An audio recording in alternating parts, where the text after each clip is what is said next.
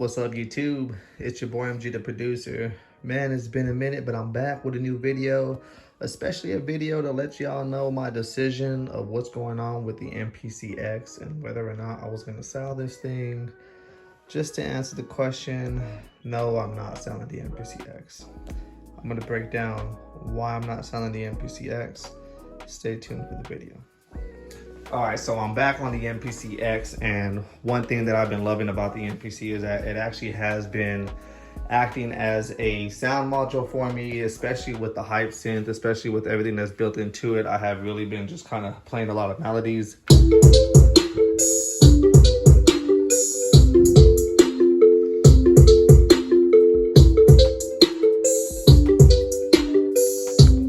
I definitely have been loving the fact that the MPC X is able to not only load in some wave samples and spread them across the keys and multi-sample in and create some amazing patches, but at the same time you also do have hype, right?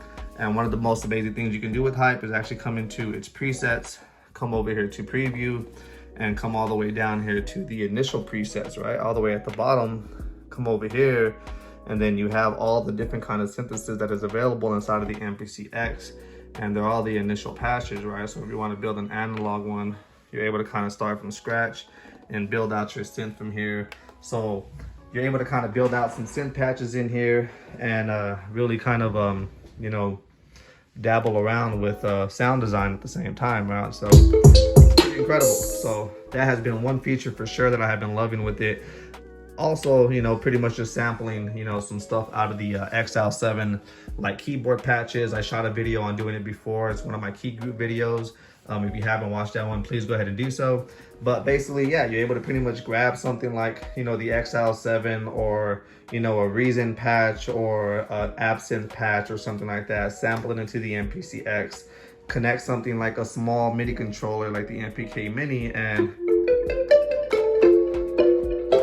it's able to act as your sound module, as your rompler, and at the same time it has a cool, you know, kind of a, you know, synthesizer built in with the, you know, the hype, as well as with the other ones that's in here. I really do like bassline a lot. I kind of have been using that a lot lately. I do like electric a lot, so I mean, you do have some things to play in here. Solana, which is going to be the string one, but at the end of the day, hype is definitely going to be where it's at, and you do have a lot of sounds to pretty much play with at your disposal. So I have pretty much been loving it very much, mixing that in with the fact that I'm able to kind of just, you know, use the MPC X like a doll, coming in here playing with the piano roll, kind of like stretching some things out, you know, able to see, you know, pretty much my beat, my workflow.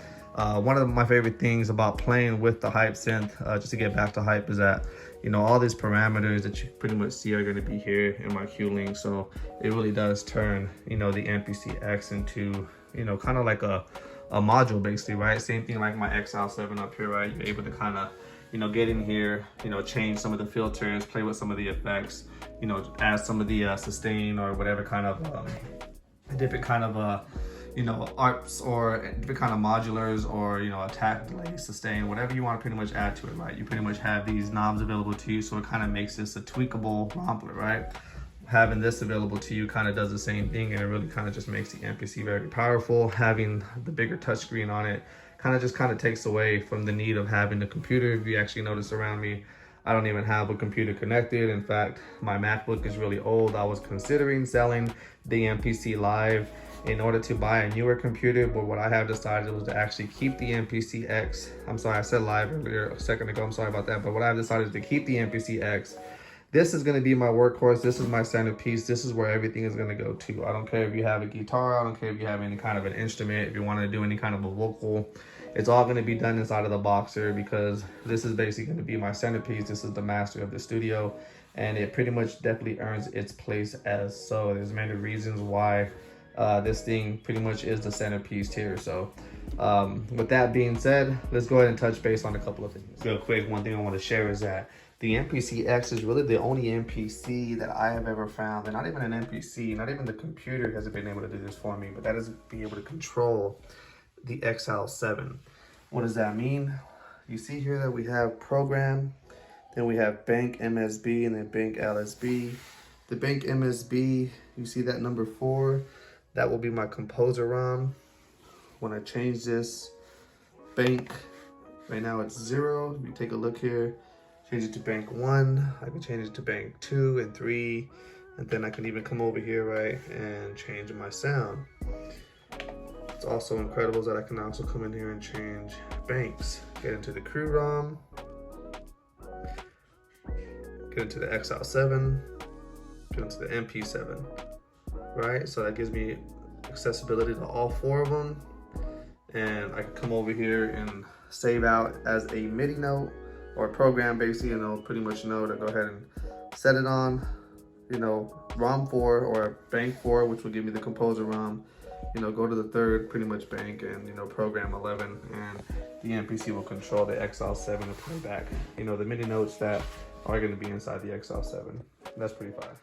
As you guys know, I have the MPC 62. I also have the MPC 2000 XL, and without getting too crazy, I'll go ahead and explain that I also do have pretty much, you know, the EPS 16.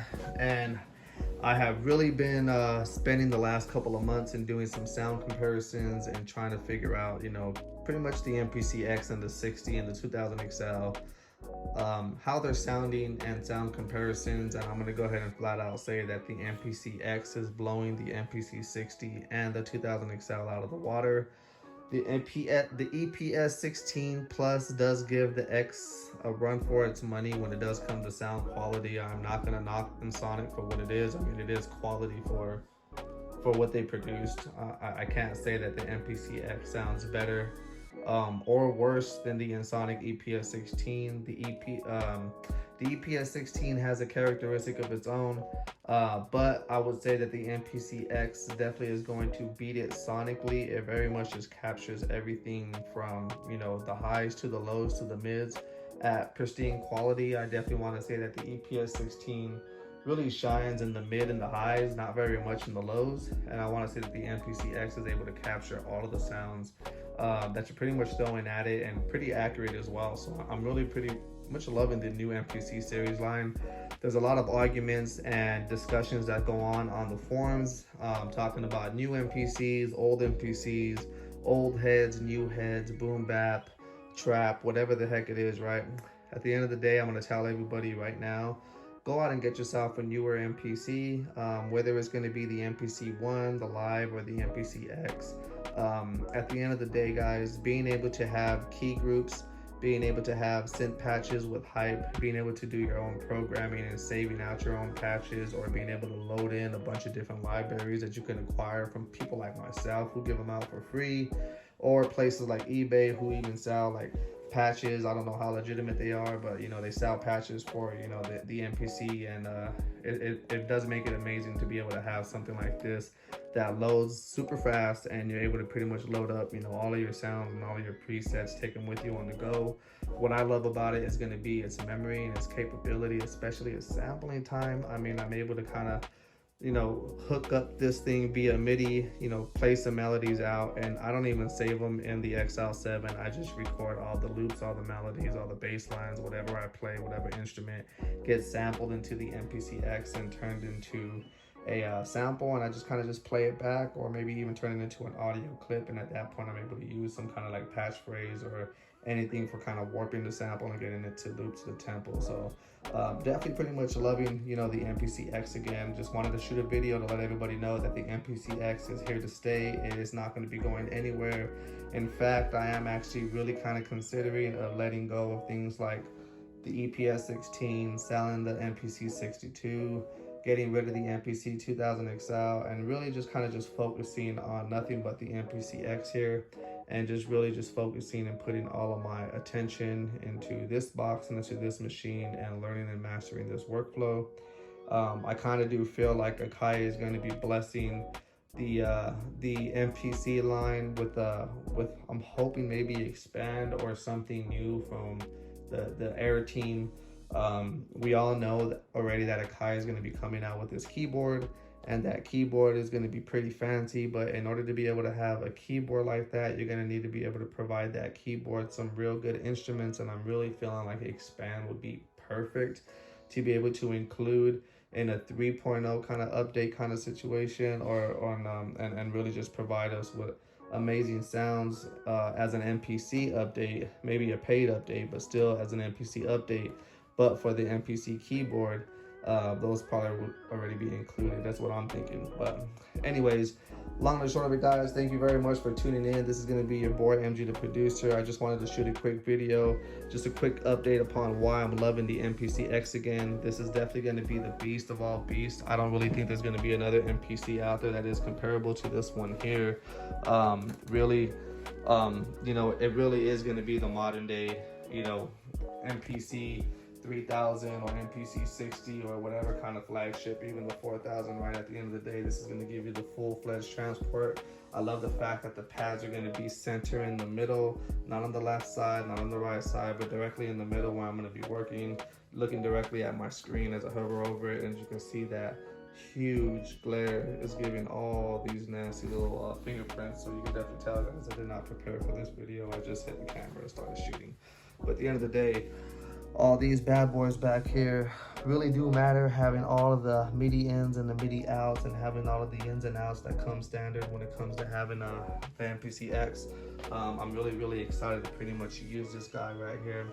Being able to kind of, you know, connect some XLR or some microphones, and that's what I was saying, guys. If I have a microphone, I'm just going to plug it directly into here. They already gave us some amazing auto-tune type of vocal effects for the MPC X. So I mean, at the end of the day, this is going to be pretty much the computer that is going to be running the show.